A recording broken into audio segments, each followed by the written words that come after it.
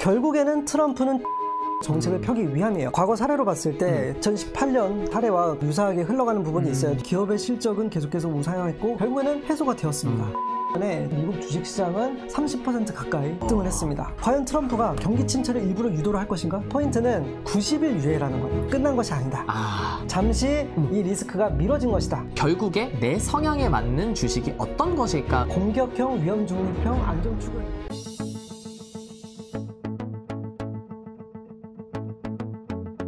방금 오늘은 어떤 이야기들을 좀 이렇게 풀어주실 건가요? 주식시장의 변동성이 커지니까 이것을 지금이라도 들어가야 될지 말지, 앞으로 어떻게 될지, 그리고 지금 주가가 많이 오르는 것을 보면서 역시 미국 주식이라는 생각이 드는데 그 판단을 갖고선 역시 매수를 하는 것이 맞는지 매수하는 게 맞냐? 예, 대해서 제가 가장 합리적인 관점으로 말씀을 드릴 거고요. 이 표는 뭡니까, 황금님? 최근에 미국 주식시장이 많이 하락을 했잖아요. 그러면서 세계 부자라고 불리는 분들의 자산이 얼마나 변동이 있었는지를 나타내는 표인데 대부분의 분들이 자산이 많이 크게 꺾였죠. 자, 그러면 1등이 지금 일론 머스크고요. 녹색은 오히려 더 증가를 했다. 유일하게 워런 버핏의 자산만이. 저희가 얘기했던 송중기 배우가 연기했던 진도준과 워런 버핏이 거의 일치한다. 어떻게 이걸 알았지? 모두가 사라고 할 때 현금 보유해야 된다 라고 얘기했던 워런 버핏인데, 워런 버핏의 유명한 명언이 하나가 있죠. 모두가 위기라고 할 때가 진정한 기회다 라는 명언이 있습니다. 자, 그러면 지금이 기회일까 혹은 위기일까, 이걸 지금 저희가 앞으로 배워볼 건데, 자, 그래서 저희가 투표를 한번 올려봤습니다. 여러분들이라면 지금 살 건지 아니면 팔 건지, 그걸 저희 커뮤니티에 여쭤봤었거든요. 근데 압도적으로 지금 저점이다, 지금 사서 차곡차곡 모아야 된다, 거의 79% 정도의 비율로 저게 결과가 나왔어요. 트럼프 대통령의 딱 한마디로 금융위기 이후에 최대 폭락을 겪었습니다. 아무리 미국 대통령이라 그래도 이거 한마디로 이렇게 막 주식시장이 흔들리는 건 좀 비정상적인 거 아닌가요? 그만큼 미국 경제가 세계 경제에 미치는 영향이 크다는 것으로 해석할 수가 있겠죠. 아니, 아무리 그래도 저렇게 이제 대통령님이 한마디를 하시는 걸로만 몇십 %가 떨어지고, 이거는 트럼프가 말 한마디를 통해서 상호관세를 매긴다라고 발표를 하자마자 대한민국 코스피 5% 이상 떨어졌고요. 미국 S&P 500 거의 안전자산이라고 하는데 10% 이상 떨어졌고, 나스닥은 11% 이상 떨어졌고요. 다른 뭐 아시아 국가부터 시작해서 유럽 국가들 전부 다 지수가 거의 5% 이상 하락하는 엄청난 공포의 폭락 현장이 일어났습니다. 그래서 트럼프 때문에 블랙 먼데이가 왔다, 트럼프 때문에 아시아 경제가 망했다, 심지어 관세 충격이 있고 나서 8달 만에 블랙 먼데이, 매도 사이드카 발동까지 됐단 말이에요. 이 상황은 어떤 상황인 겁니까? 증시가 변동성이 너무 커지다 보니까 매도 사이드카, 매도를 하는 그 물량에 대한 조정을 하겠다, 일시 멈춤을 하겠다라고 의미를 받아들이시면 좋을 것 같습니다. 그만큼 하락세가 너무 심각할 때 그것을 조금 잠재우거나 진정시킬 용도로 매도를 못하게 막아버리는 거군요. 맞습니다. 자, 근데 또 참 신기한 게 뭐냐면요, 자고 일어나니까 갑자기 주식이 또 바뀌었어요. 코스피 지수가 하루 만에 6.6%가 올라가면서 완전히 센 반등을 했어요. 자, 나스닥은 어떨까요? 나스닥도 그래프가 똑같아요. 근데 심지어 비트코인도 똑같아요. 이게 딱 하루 만에 일어난 일인데, 자, 환율도 1480원 후반까지 급등했고 금융위기 이후 최고래요. 그리고 코스닥도 8개월 만에 사이드카가 발동했는데 저건 또 매수 사이드카가 발동했다고. 그건 또 뭐예요? 앞에서 말씀드린 것과 정반대라고 볼 수 있겠죠. 그러니까 매수세가 너무 몰려들어서 가격이 급등하는 것을 막기 위해서 일시 멈춤을 한 상태이다. 얼마나 이례적인가 이례적이지 않은 일인가로 봤으면은 매우 드물게 일어나는 일이죠. 그러면 도대체 우리가 4월 10일 무슨 일이 있었길래 이렇게 증시가 내려갔다 올라갔다 롤러코스터 장세를 펼쳤을까요? 저 뭡니까 도대체? 뭐 차트를 들고 있었어? 쉽게 말해서 세계 각국에 대해서 관세를 이만큼 많이 부과를 하겠다라고. 이 말이 됩니까 이게? 제가 알기로 한 75개국으로 알고 있는데, 맨 위에 지금 차이나, 중국이 있고요. 두 번째가 유러피언 유니언에서 EU 국가들 전부, 웬만한 우리가 들어본 국가들이 다 이렇게 있는데, 자, 이 상호관세를 매겼어요. 자, 근데 더 놀라운 것은 상호관세를 매긴 지 딱 13시간 만에 중국에만 관세를 무려 125%입니다. 12.5%가 아니고 125%. 다른 국가는 갑자기 90일 유예해줄게. 대신 너는 10% 관세는 매길 거야. 이건 또 무슨 상황이에요? 또 이건. 이거를 뭐 해석이 여러 가지가 있을 수 있지만 상황이에요? 기본적으로 미국이라는 나라에 보복을 하는 국가에 대해서는 더 처절한 응징을 할 것이고 그렇지 않고 협상의 여지가 있는 나라에 대해서는 우리도 열려있다라는 것을 보여주는 액션이라고 저는 판단을 하고 있습니다. 그런데 여기서 포인트는 90일 유예라는 거예요. 끝난 것이 아니다. 네, 잠시 이 리스크가 미뤄진 것이다. 그렇기 때문에 지금 시장의 이제 반등에 대해서 너무 흥분을 하기보다는 명확하게 지금 상황이 어떤지를 판단하는 것이 필요한 시점이겠죠. 콩이팡이님께서 125%요. 이렇게 세도 되나요? 모두의 명언님께서 전쟁 나는 거 아닙니까? 큰형님들이 싸우는 느낌이라고. 과거에 실제로 관세를 어떤 한 나라에 125%를 매긴 적이 있나요? 이 정도 수준까지는 제가 알기로는 없고요. 그런데 가장 가까운 예로 트럼프 1기 당시에도 2018년 미중 무역 분쟁이 한참 관세 때문에 발발을 했던 그 시점이잖아요. 그 당시도 현재와 분위기는 크게 다르지가 않다. 자, 근데 트럼프가 또 이상한 게요. 관세를 매기고 나서 중국한테 이런 얘기를 합니다. 중국 관세 추가 가능성에 생각 안 해. 시진핑은 내 친구. 근데 더 놀라운 사실은 뭔지 아세요? 시진핑이 보복 관세를 또 매깁니다.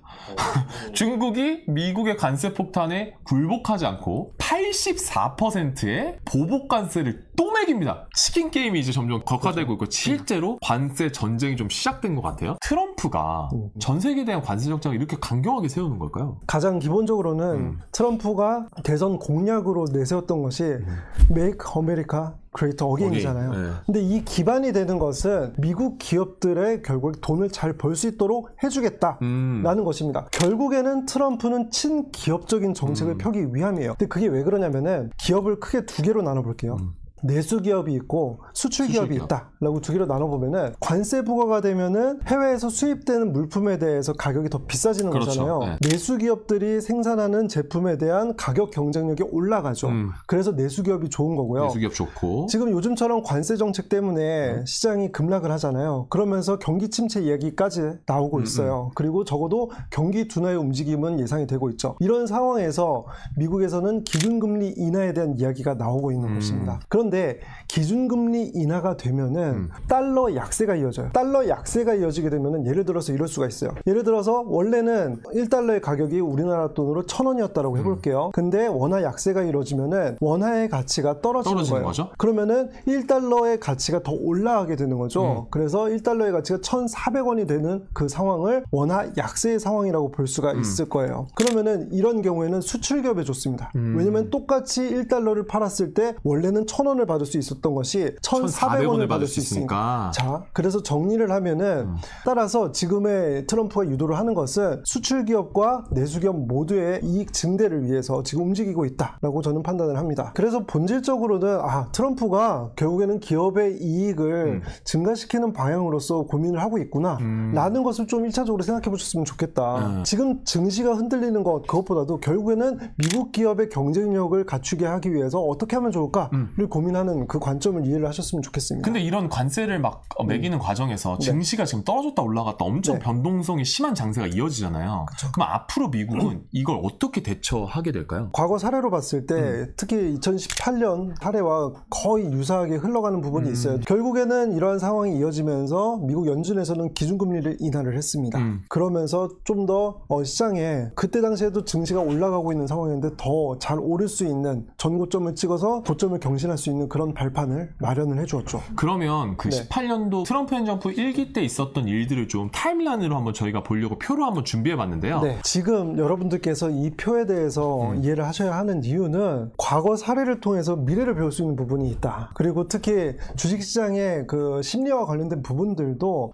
지금 여러분들께서 공포에 질려 하시는 만큼 과거에도 많은 투자자들이 똑같이 공포에 질렸고 그 배경도 특히 2018년, 17년에 트럼프 정부가 시작되면서 벌어졌던 일이 거의 비슷하기 때문에 충분히 참고를 할 만하다라고 말씀드리고 싶고요. 그런 차원에서 제가 직접 뉴스 기사를 검색을 해서 그때 당시의 기억을 떠올려가면서 정리를 한 표입니다. 근데 2017년을 떠올려보면은 오히려 트럼프 대통령이 당선이 되면서 한 1년 가까이는 거의 계속 쭉쭉 올랐던 시기입니다. 좋은 시기였군요. 당시 미국 경제는 매우 좋은 시기였고요. 그리고 지금과 비슷한 점은 뭐냐면은 경제 성장률이 매우 좋았고 그리고 지금도 실업률이 매우 낮은 수준을 유지를 하는 것처럼 당시에는 더 낮은 실업률. 그러니까 보니까 고용 상황 자체가 더 좋았습니다. 2017년 1년 동안에는 트럼프 대통령이 당선이 되고 친기업적인 정책을 내놓을 거다라고 하면서 주가가 잘 올랐습니다. 그러다 2018년 3월부터 미국이 중국의 관세에 대해서 이야기를 꺼내기 시작하는 네, 그 시점이죠. 600억 달러 규모의 수입품 관세 부과를 발표를 했습니다. 그런데 2018년 6월 7월까지 계속해서 이런 분위기가 고조가 되다가 본격적으로 중국이랑 미국이 한바탕 붙는 거죠.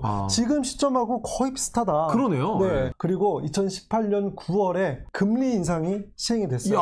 근데 이것은 보통의 금리 인상은 자산시장에 안 좋은 이벤트로 펼쳐지는데 근데 이렇게 금리 인상이 이루어지고 무역 분쟁이 생각보다 더 오래 길어지는 거예요. 그래요. 지금 6개월 이상 지금 무역 분쟁이 진행된 거니까. 지금은 우리가 트럼프 1기 때 한 번의 학습 효과가 있어요. 저 때는 트럼프가 한 행동이 너무나도 기이한 거죠. 처음이니까.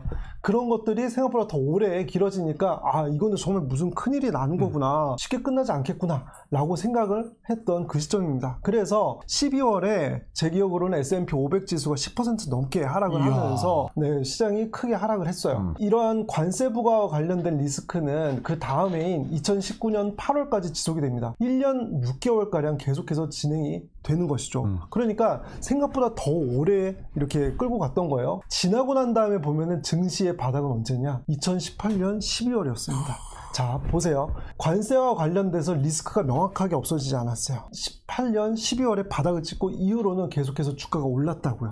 네. 그리고 관세 리스크가 이제 해소가 된 그 시점은 2019년 10월 무역 협상이 진전이 되었다라는 것이 1년 6개월이 지난 후에 이제 해결이 뭔가 된 거네요. 하지만 주식시장은 10달 전에 바닥을 찍고 반등을 했다라는 것을 여러분들께서 이해를 하실 필요가 있어요. 주식시장은 선반영하는 경향이 있습니다. 결국에는 나아질 거라는 기대가 커지면은 지금 그 리스크가 명확하게 제거되지 않았을지언정 그래도 주식시장은 상승을 하는 그런 경향이 있고 그리고 또 한 가지 제가 앞에서 트럼프는 친미국 기업적인 정책을 지금 펼치려고 하는 것이다 라고 말씀을 드렸잖아요. 기업의 실적이 미국 증시에서는 매우 중요할 수밖에 없는 주식 투자자라면 당연히 중요하게 생각을 해야 하는데 2018년에 이렇게 관세 부과와 관련된 리스크가 제기가 되면서 미국 기업들의 실적이 안 좋아질 거야 라는 예상이 많았었죠. 하지만 2019년도에 기업 실적을 까보니까 다 성장을 한 거예요. 오히려 좋았구나. 네, 마이크로소프트, 아마존 한번 다 찾아보세요. 2019년도에 실적이 매출 기준으로 해서 전년 대비 다 증가를 했습니다.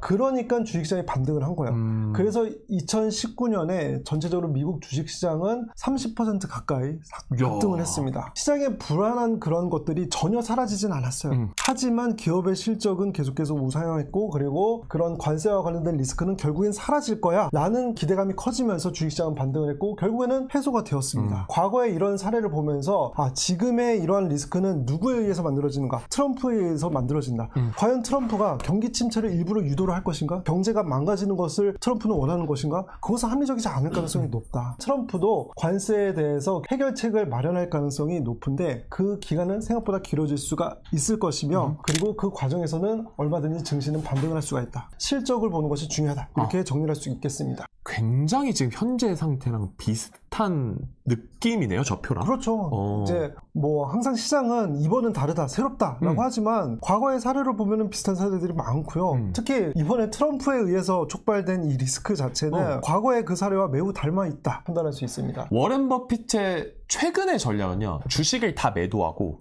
현금을 많이 갖고 있을 거다. 그래서 본인이 직접 얘기하기도 하고 버크셔 해서웨이에 현금이 늘어났다. 이걸 막 유튜버들이 막 엄청 올렸단 말이에요. 우리도 워렌 버핏 할아버지처럼 현금을 갖고 있는 게 정답일까요? 상황이 이렇다 보니까 시장의 참여자분들 그리고 경험이 많지 않은 분들은 단편적으로 해석하시는 경향이 있다. 주가가 떨어졌는데 알고 보니 그 전부터 워런 버핏이 주식을 팔았더라. 역시 워런 버핏이야. 물론 저는 이제 워런 버핏 존경하고 그런 철학에 대해서 공감을 하는 바가 많지만 그것을 개인 투자자들이 따라하는 것이 맞는가는 다른 문제일 수가 있다. 자, 첫 번째로 워런 버핏이 과거 사례에서 주식을 팔았을 때 하락장이었는가? 아니었을 때도 많다. 지금은 그렇지만 과거에 아니었을 때도 많다. 그러면 과연 그것만을 보고 따라를 했다면은 그때마다 팔았어야 했는데 그러면은 개인 투자자들은 수익을 잘 거두지 못했을 가능성이 높다라는 점을 짚어드리고 싶고요. 워런 버핏이 파는 이유도 중요해요.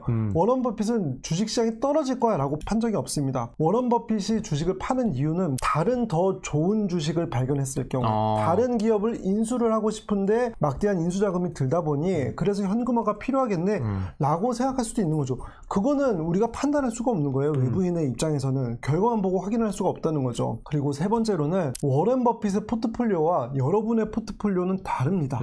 주식을 판다는 거는 내가 갖고 있는 주식들의 가치가 상대적으로 덜 좋아졌다라는 것이 되어야 하는데 워렌 버핏의 포트폴리오와 여러분들의 포트폴리오가 다른데 어떻게 워렌 버핏이 판다고 해서 여러분들께서 주식을 파는 것을 똑같이 할 수 있느냐. 보유하고 있는 포트폴리오가 다르잖아요. 그러니까 그것도 합리적이지가 않다. 다만 여러분들께서 하나 꼭 이번 기회를 통해서 경험을 쌓으셨으면 좋겠다라고 하는 것은 현금의 중요성입니다. 워런 버핏은 그의 포트폴리오를 봤을 때 현금성 자산에 대한 비중이 보통 15% 내외로 계속 유지가 되고 있어요. 뭐 현금성 자산이 증가했다. 양의 관점으로만 기사가 나오는 경향이 있는데요. 근데 사실 정확하게는 비율로 봐야 돼요. 지금까지 주식시장이 주가가 올랐어요. 그러면은 내 전체 포트폴리오에서 주식이 올랐으면은 현금이 차지하는 비중은 상대적으로 줄어들겠죠. 그러면 그 비중을 맞추기 위해서 주식을 팔 수도 있다는 거예요. 그러네. 그래서 절대적인 양만 갖고 자꾸 기사가 나와서 저는 여러 차례 블로그나 영상을 통해서 비율을 계산을 해서 올린 적도 있는데 수많은 경우에서 주가가 올랐기 때문에 비율을 유지를 하기 위해서 주식을 파는 경우에도 그냥 현금을 늘렸다라는 기사만 나오는 경우가 많습니다.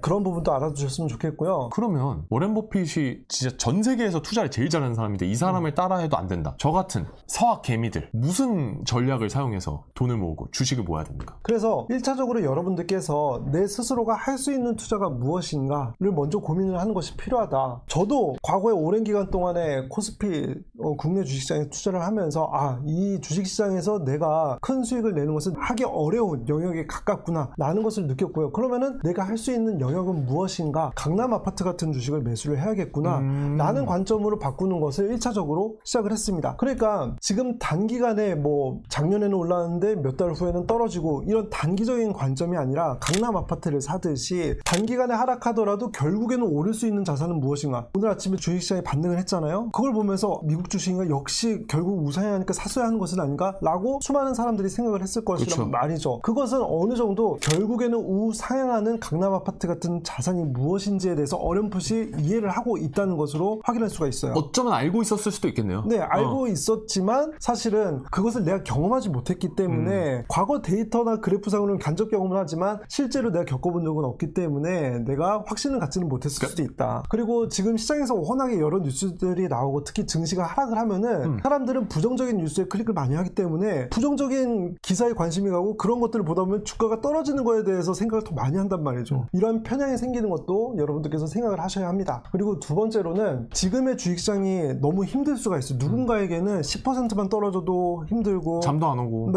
더 떨어지면 어떡하지? 내 돈이 너무 많이 깎여나간 것 같고 그럴 수가 있죠. 그렇다면은 S&P 500은 상대적으로 나에게 버거울 수가 있다. 또는 누군가에 따라서는 나는 S&P 500 생각보다 할만하다. 나는 결국에는 오를 것이라는 걸 안다면은 변동성이 크더라도 더 많이 오를 만한 종목을 나는 선택하고 싶다. 그리고 나는 오랫동안 투자를 할 수 있다 라고 생각하시는 분들도 있을 수가 있고요.